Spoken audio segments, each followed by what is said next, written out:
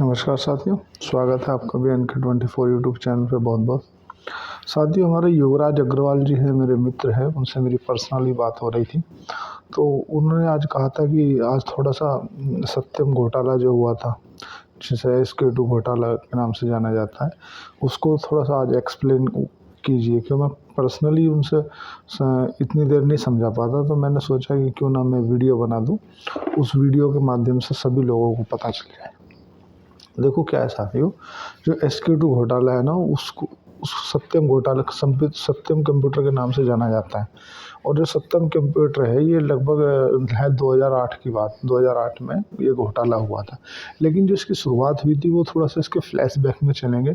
इसके अंदर ऐसी क्या घोटाले की जो पहले मेन पॉइंट है वो समझ लेते हैं। बेसिकली क्या है इसमें, एक जो ऑडिट फ्रॉड होती है ना, उसका मामला सामने आया था।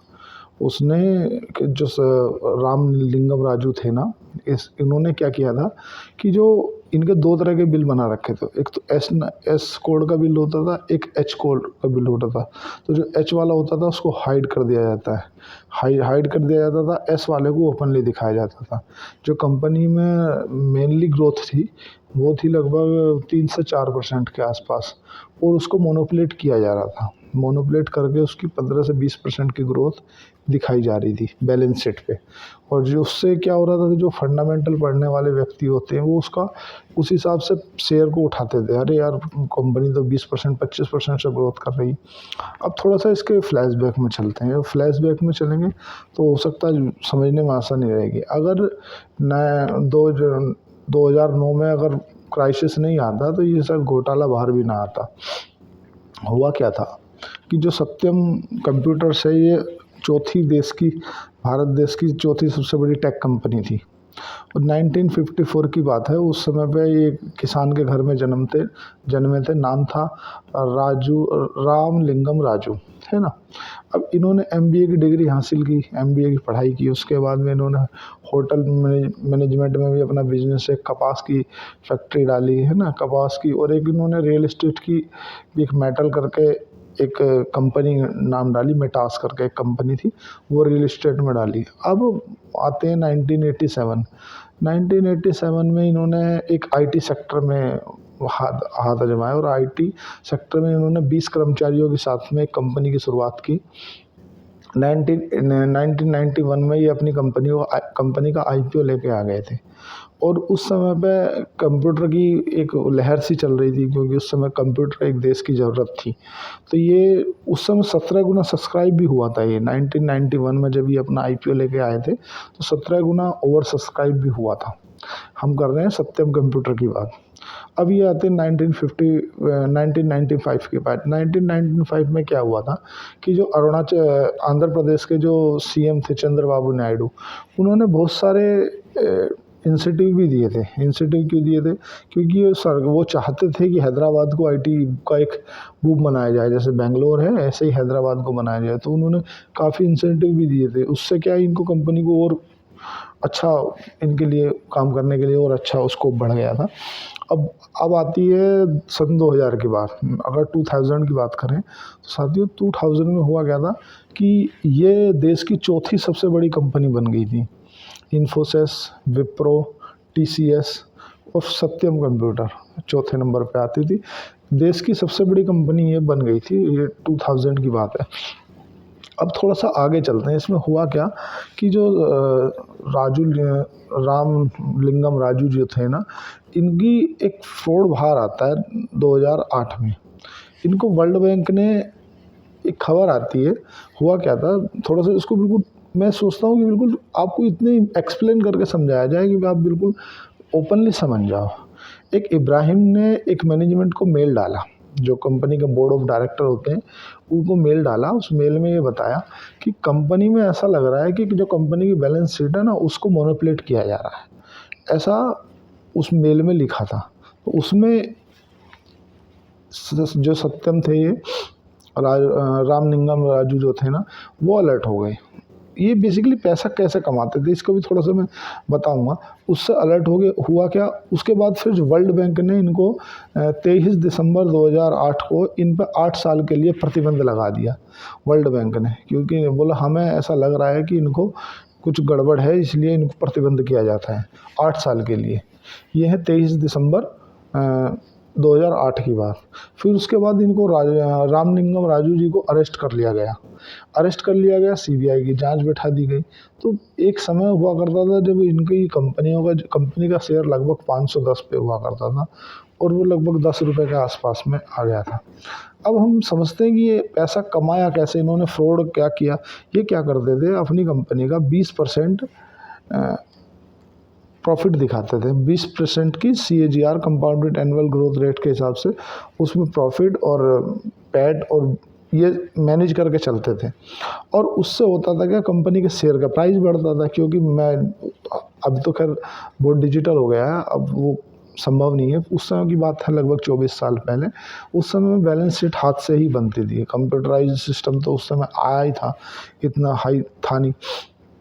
तो क्या था कि एक तरह से इन्होंने इसको मैनेज करके चल रहे थे। उससे क्या, जब शेयर के रेट बढ़ जाते थे तो उस शेयरों को बेच देते थे। अब शेयरों को बेच के क्या करते थे, उसकी ज़मीन खरीद लेते थे। अब एक जो आंध्र प्रदेश की सरकार का एक नियम था कि एक कंपनी या कोई बिजनेस डालने के लिए अगर सेटअप है तो 58 एकड़ से ज़्यादा ज़मीन नहीं खरीद सकती। तो जो रामलिंगम राजू जो थे ना, इन्होंने क्या किया, अपने फैमिली मेम्बर और अपने रिश्तेदारों के नाम पे सेल कंपनियां बनाई, मतलब फर्जी कंपनी बनाई, है ना। सेल कंपनी मतलब फर्जी कंपनी बनाई लगभग 300, और 300 कंपनी बना गए। उन कंपनियों के नाम पे 6000 एकड़ भूमि खरीद ली, 6000 एकड़ ज़मीन खरीद ली। और ये क्या करते थे, जैसे सपोज करो कहीं मेट्रो का स्टेशन आने वाला है और मेट्रो के जो आसपास का जो क्षेत्र है ना, ये उसकी पूरी लैंड खरीद लेते थे। जो भी मेल्टो कंपनी की मैंने बात की ना, मेल्टो रियल इस्टेट, वो इन्हीं की कंपनी थी। तो हुआ क्या, जब 2009 में क्राइसिस आया ना, इनको क्राइसिस, ये फंसे क्यों उसमें, अगर क्राइसिस नहीं आता तो शायद ये फंसते भी ना। उसके पीछे जो सबसे पहले रीज़न रहा ना, जब क्राइसिस आया तो जो प्रॉपर्टी के दाम थे वो एकदम से बहुत निचले पायदान पे चले गए। मतलब प्रॉपर्टी और ये मान के चलो कि आधे दाम पर रह गई। अब इन्होंने सोचा कि क्यों ना यार, इस जो मिल्टोस करके मेरी रियल एस्टेट की कंपनी है ना, इसको मैं सत्यम कंप्यूटर में मिला लूँ। और अगर मैं इसको सत्यम कंप्यूटर में मिला लेता हूँ तो ये जो ज़मीन है वो सत्यम कंप्यूटर की हो जाएगी, और कहीं ना कहीं ये पूरा का पूरा सेटअप अपना बढ़िया हो जाएगा। तो इन्होंने इसको 7000 करोड़ रुपए में उस समय पर लगभग 24 साल पहले खरीदा। उस समय पे लोगों के मन में भी ये क्वेश्चन बना कि यार, जब अभी वर्तमान में क्राइसिस चल रहा है और इतने रेट गिरे हुए हैं ज़मीनों के, उसके बाद में भी ये इतने महंगे रेट पे से क्यों खरीद रहे हैं। और इन्होंने कहीं ऐसे लूफोल किए हैं, एक नहीं कहीं इन्होंने लूफोल किए। पहले तो क्या था कि जो कंपनी में ऑल ओवर कर्मचारी थे ना, वो थे 40,000, मतलब 40,000 कर्मचारी थे, और जो उनकी सैलरी डल रही थी वो डल रही 53,000, 53,000 कर्मचारियों की सैलरी डल रही थी। और 13,000 कर्मचारियों की सैलरी साथियों ये अपने डायरेक्ट अकाउंट में डलवा रहे थे। पहली तो इनकी भारी मिस्टेक ये थी। भाई 40,000 कर्मचारी कंपनी में काम कर रहे हैं, आप 53,000 कर्मचारी की सैलरी बना रहे हो, बैलेंस शीट में 53,000 डाल रहे हो, 13,000 कर्मचारियों की सैलरी आप डायरेक्ट अपने अकाउंट में ले रहे हो। पहला तो इनको लूफॉल ये हुआ। दूसरा, इन्होंने 6000 एकड़ भूमि खरीद ली। वो अलग अलग रिश्तेदार, अपने भाई बंधु चाचा ताऊ के सबके नाम सेल कंपनी बना ली फर्जी, और फिर उसके हिसाब से इन्होंने कंपनी खरीद, मतलब भूमि खरीद ली। दूसरा इनका लूफॉल और हो गया है। तीसरा क्या है कि 2006 या 5 के आसपास की बात थी कि इन्होंने उसमें सुधार नहीं किया। अगर ये चाहते तो उसमें सुधार कर सकते थे, लेकिन उन्होंने अपनी कंपनी को आगे बढ़ाने के लिए सुधार नहीं किया। जैसे ही फर्जी रिजल्ट निकालते थे, फर्जी रिजल्ट निकालने के बाद कंपनी का रेट बढ़ता था, रेट बढ़ने पर अपने जो शेयर होते थे वे बेच देते। इसीलिए मैं हमेशा बोलता हूँ कि अगर प्रमोटर अपनी हिस्सेदारी बेच रहा है तो वो बहुत नेगेटिव होता है। मैं कभी भी किसी को रिकमेंड नहीं करता कि अगर कोई कंपनी में अपनी प्रमोटर हिस्सेदारी डाइल्यूट कर रहा है तो आप उस कंपनी को उठाएं। क्यों नहीं करता, उसका रीज़न यही है जो सत्यम कंप्यूटर के साथ में हुआ। अभी 2009 में सत्यम कंप्यूटर को टेक महिंद्रा ने ख़रीद लिया अभी, जिसका नाम टेक महिंद्रा HCL है। इसको 2009 में ख़रीद लिया था, अभी वर्तमान में टेक महिंद्रा के नाम से जानी जाती है। आपने 2015 में इनको जो श्री रामलिंगम, इनके आगे नाम के आगे राम लग जा रहा है क्योंकि श्री भगवान राम का नाम है ना, तो रामलिंगम राजू जी को 7 साल की सज़ा हुई, अभी वर्तमान में जमानत पर बाहर है। तो ये ऐसे देखो क्या है कि बैलेंस शीट को अगर कोई पढ़ता है ना, तो वो सब चीज़ें देख कर समझ जाता है कि अगर शेयर का प्राइस बढ़ रहा है कंपनी का और प्रमोटर अपनी हिस्सेदारी बेच रहा है, तो क्यों बेच रहा है भाई, जो कि इन्होंने किया। अभी मैंने एक जीता जागता उदाहरण दे दिया आपको। तो ऐसा होता है, हुआ है और होता रहेगा आगे भी। अब तो खैर सेबी बहुत अलर्ट हो गई है, अब उतना संभव नहीं है, पर इन्होंने क्या कि क्योंकि कंप्यूटर में उतना आदमी डिजिटल था नहीं उस समय पे, कंप्यूटर आते ही जा रहा था, इनोवेशन हो रहा था कंप्यूटर इंडस्ट्री में, तो इन्होंने उसको जैसे बोलते हैं ना कि आप विपत्ति ही अवसर की जर्नी होती है। जैसे हम सीरम को इससे पहले नहीं जानते थे और कोविड आया तो सीरम इंस्टीट्यूट का आज नाम जानते हैं कि यार कोविड की वैक्सीन बनाई थी सीरम इंस्टीट्यूट ने। ऐसा ही होता है, जिस समय पे कंप्यूटर की उतनी डिमांड थी, कंप्यूटर था नहीं, लगभग उससे 24 साल पहली बात है, 1995 की बात है, 1990 की। तो उस समय पे इतना कोई ध्यान भी नहीं दिया और ये कंप्यूटर में थे तो IT सेक्टर में थे, तो इन्होंने सोचा क्यों ना उसका फ़ायदा उठा लिया है और लगभग 7-8 हज़ार करोड़ का उस समय पे घोटाला हुआ था। इसी के चक्कर में मतलब ऑल ओवर शेयर मार्केट में बहुत क्राइसिस आया था। अब तो आप इससे अंदाज़ा लगा सकते हो साथियों कि जो शेयर का प्राइस था ना, वो था 510 रुपये उस समय पे, और जो गिर के रह गया था वो 10 रुपये रह गया था। वो क्यों?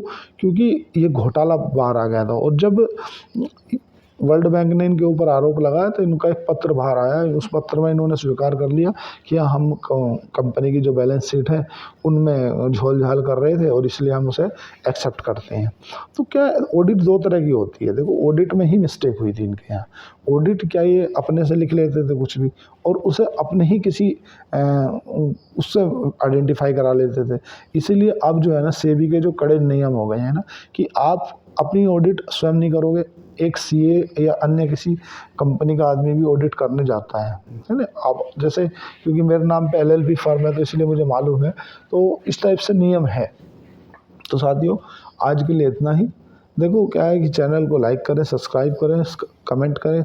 लोग बाग देखते पूरा चैनल है बट उसको लाइक और सब्सक्राइब नहीं करते, तो कृपया साथियों चैनल को लाइक कर दें, आपका क्या जाता है, सब्सक्राइब कर दें। थैंक यू, धन्यवाद।